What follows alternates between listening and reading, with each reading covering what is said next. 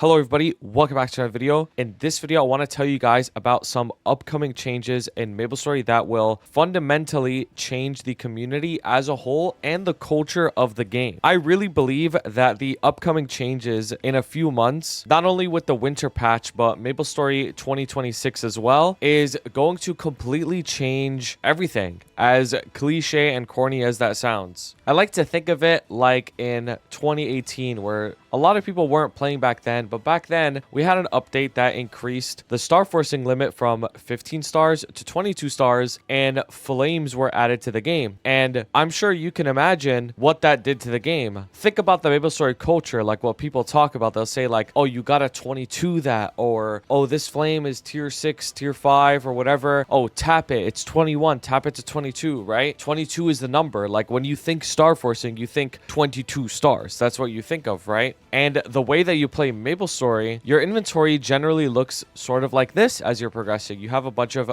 belts from doing dailies. Maybe you got some arcane drops. Maybe you have some twilight marks, slime rings, all these different spares. There's always like a spare issue with MapleStory as well, where you need to get so many different copies of an item so that you can star it to 22, right? That's how the game has been for the last 7 years. That's been the meta. You get spares, you get meso, and you get to 22 stars, and that's how you get strong in this game. But the upcoming changes that are coming in this winter patch and 2026 is going to fundamentally change the entire way that we play this game and progression. And I don't think it's talked about enough, to be honest with you. A lot of people that are going to be returning to the game are going to be kind of shocked, because the last 7 years of gameplay is going to be flipped on its head, and it's going to be very different in my opinion. So I'm going to show you a lot of the upcoming updates and give you my thoughts on them. And if you enjoy this video, definitely be sure to subscribe, because I'm going to be covering all of these updates way more in depth as they come out, and also showcasing all of these things live on my stream. So if you're not following the stream, if you're not watching the stream, you're definitely missing out. And of course, join the Discord, link down below. I did fix the link. Thank you for telling me. So the first thing that I want to talk to you guys about is the upcoming winter patch and what to expect in the winter patch and how that's going to change the game dramatically. Well, first of all, we have a new class, Len, and Len is one of the most hyped up classes of all time. I've seen so many different class releases, and Len is one of the most hyped ones. She's super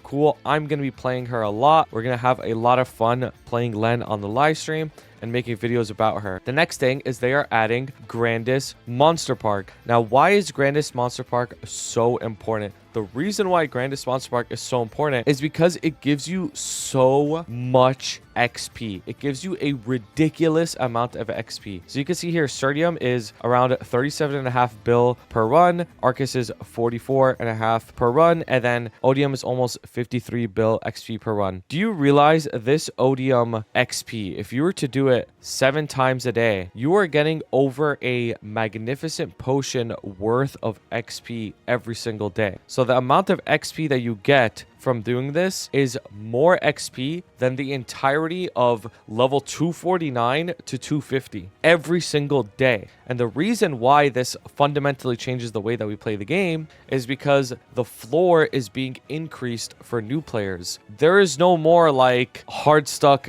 260 to 265, 260 to 270 or whatever. The average player's level is going to increase a lot. And in 2026, after this patch and so on, it's not going to be crazy to say that new players are going to be around level 270 to 275. If some of you guys have been playing for a while and you remember when 275 was the level cap, that's how it is. Think about level 250 now. 250 used to be the level cap, but now it's a really low level in comparison. Level 275 is going to be like that as well, in part due to stuff like this, like Grandis Monster Park. That's just going to make XP so much easier to get daily, especially on mules too. You're going to have mules that are over level 270 easily. The next thing they're adding is buff sequencing for damage buffs and training buffs. Now, this is a really big quality of life, because it just saves you time and it makes it so that you don't actually have to necessarily like learn what buffs to get or ever forget an item while bossing, because stuff like this makes the average player stronger. Most people, when they boss, they don't full buff. They don't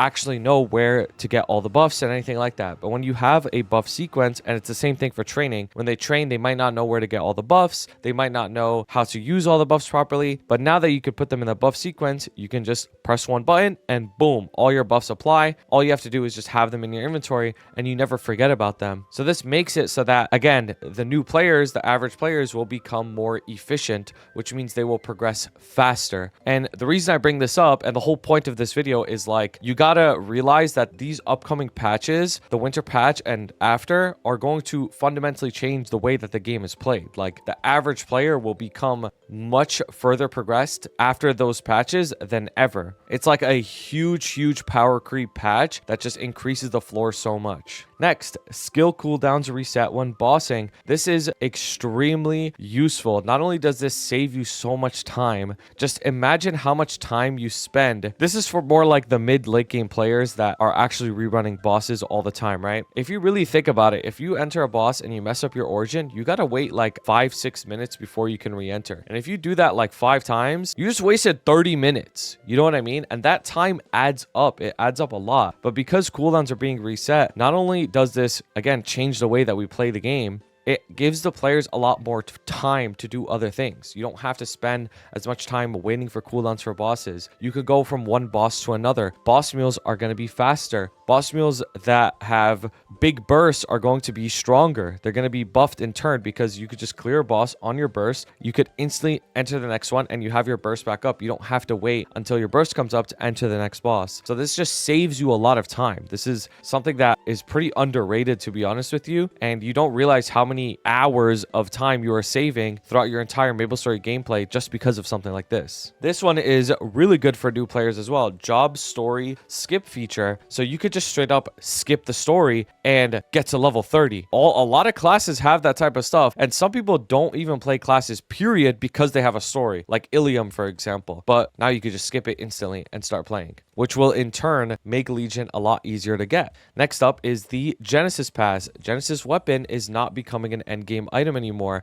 Genesis Weapon is becoming an item that you're able to get within like 1 month of gameplay or 2 months of gameplay. Like, that is crazy. You're able to get an item this strong within 1 to 2 months of creating your character. Like, that is wild. Now, obviously, it's a Genesis Pass that you pay for, but the whole point is the power creep in this patch and beyond is so much that all of these things, all the things that people talk about in the culture now, like I'm liberating and I'm this level, like this is mid game, this is late game, everything that we think of is going to be pushed further down, and all these things are going to become early to mid game things now. And you gotta like restructure the way that you think about the game. Even the UI for the game is going to change. Now, to be fair, the UI update I believe is coming next patch, but something like that, a UI change happening, makes the game feel very different. Like, it's going to look very different as well. We're so used to this like classic UI with like the white squares and the black border and everything like that. This is like this UI has been in the game for so many years now, but it's going to change.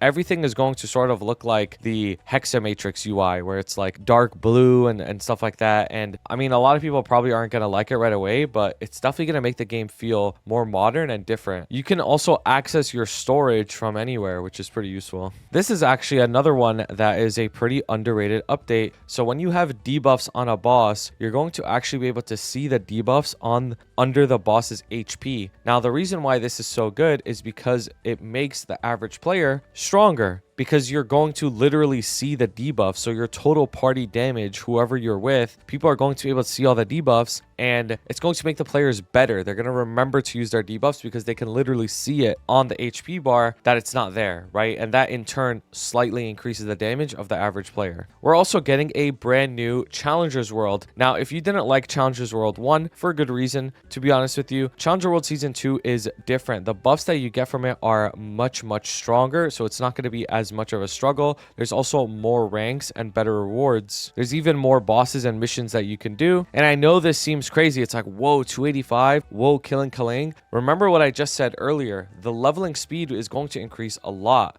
in this patch and further patches. Don't underestimate how much XP you could get from the new Monster Park. Think about like when Monster Park gets like a 1.5 times increase in XP due to event buffs and stuff like that as well. The rewards are straight up better as well. Like you get way more Erda and you get the ultimate growth potions that get you 200 when you reach Emerald. You get all of them. So you don't actually have to hit Diamond to get the rest of them. So it makes it actually easier to get everything without investing so much into the Challengers world. And of course, there is a brand new hyper burning, not the regular hyper burning max that we have. We have something on top of that called Burning Beyond. And Burning Beyond is continuous burning up to level 270. So as we all know, I'm sure many of you have been playing the game and you use burning and you get to level 260, right? You get to 260 pretty fast. But now you're going to be able to continually burn and get an additional level every time you level up, all the way to 270. So like I said, you're going to have burning to 270. You're going to have a Genesis weapon that is pretty free to get. Challenger World accelerates your progression speed as well. And you're going to have Monster Park that gives you a ton of XP every day. Level 275 is going to be something that's like an early game level. And this is part of the reason why I'm making this video is I'm really thinking about this type of stuff and the way that people talk about things now, like where certain progression points are and how long it takes to get. This patch alone is going to change that by so much. 275 is literally going to be a early game level now, which is so crazy to say, to be honest with you. And of course, there's also like standard event check-in rewards that just give you like a ton of flames, symbols, nodes, XP, frags, like everything you need to play. And this is just in one patch. This is just in the assemble patch, right? There's actually more that's coming on top of that as well in 2026 that is going to change the game even more fundamentally and change the culture. Like I'm telling you from now, I sound like a crazy person. 2026 MapleStory has so much to look forward to. It's going to be one of those years, in my opinion, that is going to completely change the culture of MapleStory and the community as a whole in the way that we look at and play this game. Are you still wasting your time cooking your own food? With Cook Unity, you could get professionally cooked food straight to your door so you can get back to farming faster. All the meals are cooked by professional chefs with thousands of reviews. They got hundreds of different recipes and filters to cater to all dietary restrictions. I chose Chef Esther's teriyaki chicken, and you can see all the nutritional info that comes with it and all of the ingredients too. It's super easy. It just takes a few minutes to heat up, so you don't need to waste any more of your precious gaming time. Click my link below to receive 50% off of your first Cook Unity box and free cookies for life, which is crazy. Anyways, thanks for listening. It would help me out so much if you tried it, and let's get right back to the video. So at the start of this video, I was talking about spares and how 22 stars is like always like the number to hit and your inventories look like this. Well, we got an Inkwell note pretty recently, and the Inkwell note addressed these types of things. And this Inkwell note, I don't really care, to be honest with you, if you hate Inkwell or you don't think any of this is coming. I honestly don't care, and I think you're completely delusional if you think the stuff that he's announcing isn't gonna come when the stuff he's announced in the past has come to the game. It might just take a while, but it is going to come eventually. So let's talk about those types of things that have been announced and how they're going to change the game as a whole, just the way that we even play this game. So the first thing is the test server. The fact that we are getting a public test server is monumental for us as a region in global MapleStory. It very much legitimizes our region as a big region, and we actually matter. Like, you got to realize a test server is more than just like a few people play on it and they just showcase some stuff. No, this is a public test server that literally every single person is going to be able to play on. And how test servers work is your character, let's say I'm on this, my Demon Slayer here, I can clone my character from whatever world I want and put it on the test server. And the test server, usually there's a testing period for around 2 weeks before a patch comes out. And you can play the new class, you can clone your character and, you know, spend your messos on the test server or whatever. And then after the 2 weeks, it all gets wiped out and the test server is like closed until the next patch. And then 2 weeks before the next patch, you can clone your character again and see what's new. Now, this is massive for us because not only is it going to allow the players to figure out what's going on, like imagine the Ride or Die update. We can't look at any other server to figure out what to do. We just can't do that because it's a unique update for us. But now that we have a test server, we're able to plan out things better. We're able to go on it. I'm able to give you guys more accurate information. I don't have to just say, oh, I don't really know, we have to wait until it comes out anymore, because I'm able to go on the test server, right, and figure it out for you. Also, in turn, this might sound unbelievable, but this is most likely going to make it so that maintenances aren't as egregious anymore. There probably won't be any more. I mean, there probably still will be, but I think it'll be less like game-breaking bugs, because we have a test server. We can figure out what these game-breaking bugs are, report them, get them patched, and they don't actually have to come to the live patch. So there should be less maintenances, which is crazy. Like, that's another fundamental culture change to the game, having less maintenances. Like, maintenances are the worst thing ever. Everybody hates them. But if this leads to potentially less maintenances, then the game is overall just much better to play. Now, there are also some big changes that he announced as well. Additional ways to acquire equipment and restore destroyed equipment. This is a fundamental change to the game entirely. You got to realize, like I said, for the last 7 years of gameplay, the gameplay was this. You get spares, you star the spare to 22 and transfer it, or you get spares and you need a bunch of them to get it to 22. For example, my Twilight Mark here is 21. It's not 22. So that means I still need to stack a bunch of Twilight Marks just in case my Twilight Mark booms and then I need another one. That whole thing is potentially going to change. That whole idea of the way that we play the game, the whole meta, the entirety of like the way that people even speak about things in this game can potentially change. It seems like you are only going to need one item now, and it seems like if it booms, you can restore the item and continue to enhance it, which is insane. Like, that is crazy, because now 22 stars is not going to be the limit anymore. It's going to be higher than that. So that also makes players a lot stronger, and you don't need to actually do the same daily 1,000 times. You don't need to do pink bean daily for these belts to transfer to a Golix belt 1,000,000 times. You could just keep restoring the item over and over and over again. It even says a system that allows players to collect fragments of high-level equipment and exchange them for a completed piece of equipment. So even Pitch Boss, everybody loves to talk about Pitch Boss, and they complain about it so much, rightfully so. It's worth complaining about. But even Pitch Boss seems like you're just going to need either one drop, or you just kill the boss a bunch of times and then you get your item, which is good. This is a good thing, because you want the heroic world to feel like when you put time into the game, you are making progression. That's the whole point. The whole point of the heroic world is time equals progression. That's the entire point, is the more every hour I put into the game, I should feel like I'm moving forward. Even a little bit, I should feel like I'm moving forward. But when you have systems that are completely RNG and you can boom and you can not get spares for years, it doesn't feel that way. And it's extremely frustrating. So the way that people look at the game, the way that the RNG is potentially going to be changed. And it's crazy because, like I keep saying, this was how the game was for literally 7 years or beyond, and all in one patch at the end of this year and going into next year is going to completely change. That's why this update is so important. It's not just like a regular update with an event that gives you resources. It is going to fundamentally change the game as a whole. It even says reducing the penalty for destroyed items, item dedicated to restoring destroyed equipment traces during the Star Force enhancement process, a system to restore destroyed equipment via a quest. It doesn't really matter how you perceive this. The safest perception of this is that Star Forcing is going to be easier. Like, that is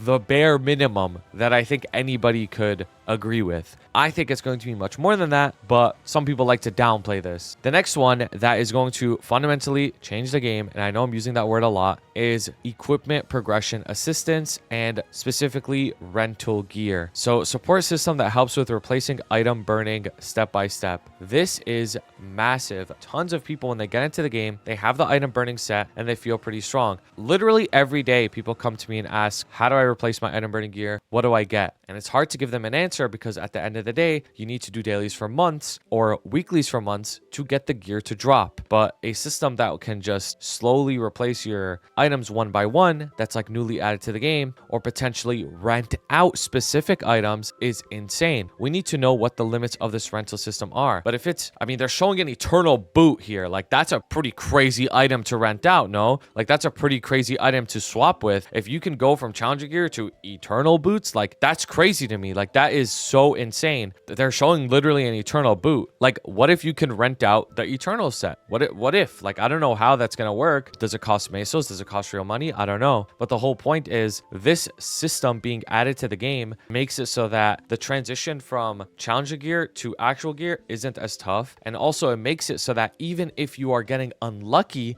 there is an alternative method to getting good gear. Let's say, for example, you are hard stuck and you keep booming your shoe, for example, right? And you just like don't want to start anymore. You're frustrated and you just can't do it. Or maybe there's a limit to how many times you could resurrect the item. What if you could just rent out the boot? I mean, it doesn't sound that bad then. It doesn't sound that bad. It means like you can just boom your items and not really have to worry about anything because there's always a backup if needed. What if this rental system allows you to clear bosses that you couldn't have cleared normally? Like, for example, let's say you were duoing Extreme Lotus with a friend. You're like 200 mil CP. You're duoing Extreme Lotus. What if all of a sudden you could rent out the gear and you can solo Extreme Lotus? Now you're making more money and you're getting the chance of getting a drop all on your own. You don't have to share the drops anymore. So this system can potentially change everything as well. The way that we play about this game, the way that we think about it, the way that we progress, it's all going to change. This one as well, progression convenience for multiple characters. The fact that you can transfer Absolab and Arcane Umbra equipment between characters within the same account. That alone is also insane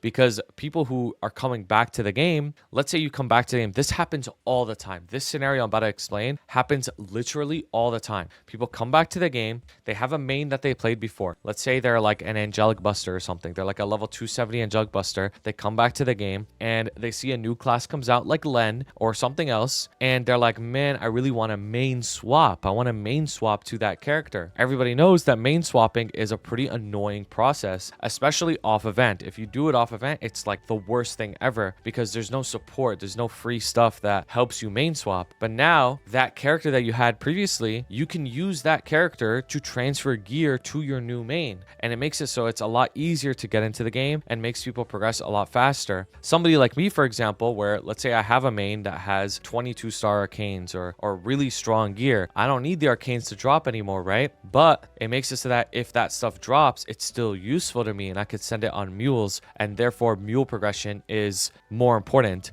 And mule progression is not going anywhere. I know I've talked about how getting to endgame, the most important thing is prioritizing your main. It's true, but mule progression on this game is still very important. The Legion champion system is evident of that. Like, you're going to need 5 other characters that can solo H. Saren. Like, that is the ultimate goal in the end. Also, on top of that, boss crystals are not going anywhere. This is literally the 3rd time where boss crystals were supposed to be removed or were supposed to be nerfed or supposed to be something. Like, something was supposed to happen to them and they didn't do it. So it's very clear that they want the gameplay on MapleStory Heroic to be 180 boss crystals, and that's how you get a lot of your mesos. Like, that's the idea. So you're going to need a bunch of C10 mules long term, and being able to transfer the arcanes and absos, whatever, is going to help that so much. So that's what I mean, guys. Like, when I'm making this video, I want you guys to know that there is a lot to look forward to on this game, and the entire culture and community and the way that we talk about this game, the way that we talk about progression, the meta, all of this stuff is going to change within the next few months, without a doubt. And also, a little bit of reassurance to you guys is, yeah, I get it. Like, booming is extremely frustrating, right? Like, nobody likes booming their gear, and it's really annoying. But what's really nice is the upcoming changes, in my opinion, it's going to make the game be less annoying. Like, what are the most annoying things about this game? It's getting fucked by RNG, right? Like, nobody likes that. It's like the most annoying feeling. I uploaded a video recently talking about how, in my opinion, the game is more about grinding than RNG. But it doesn't really matter because the RNG aspect can be so annoying and it's so frustrating. It's still going to cause people to quit, even if that's not the main way you progress. It's still annoying regardless. Like, that,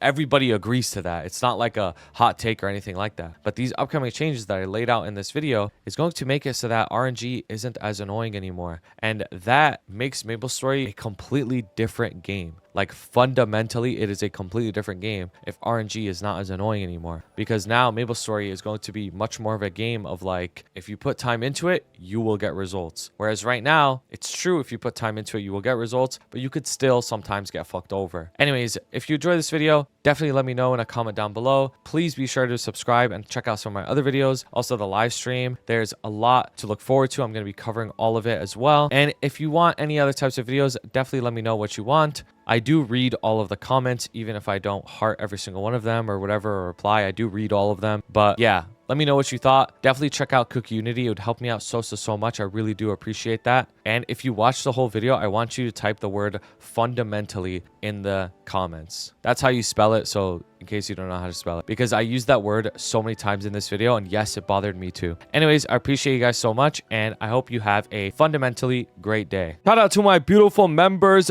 Blazefire, Shooms, Shagad, Ravi Espa, Koga, Skittles, CKJ, Vampiric X, Fresh and Juicy, Kelvin, Cloud Figs, Trashbot, Henzo, Dylan, Cloudy Quesos, Jason B, Sylvester L, JA, Russell M, Mochi Teddy, Zero Sama, Shredbot, Michael R, and Suna TM. I appreciate you guys so much. If you guys ever want to submit art, put it in the Discord fan art channel, and I'll see you for the next video.